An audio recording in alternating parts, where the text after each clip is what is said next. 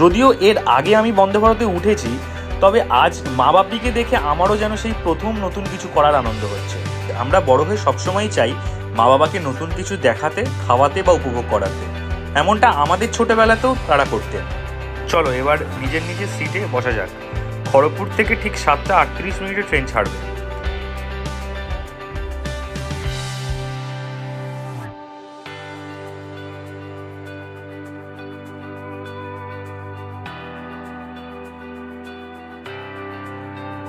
উফ, বসে পড়েছি। আর আজ কিন্তু আমরা বন্দে ভারত নিয়ে কোনো ডিটেলড ভ্লগ করব না, কারণ প্রচুর ভিডিও আছে ইউটিউবে এই বন্দে ভারতের জার্নি নিয়ে। আর নতুন কি দেখাবো? কথা বলতে বলতে ট্রেন খড়গপুর ছেড়ে এগিয়ে চলেছে, আর এদিকে আমাদের ব্রেকফাস্টও হাজির। আজ কি কি আছে ব্রেকফাস্টে দেখা যাক।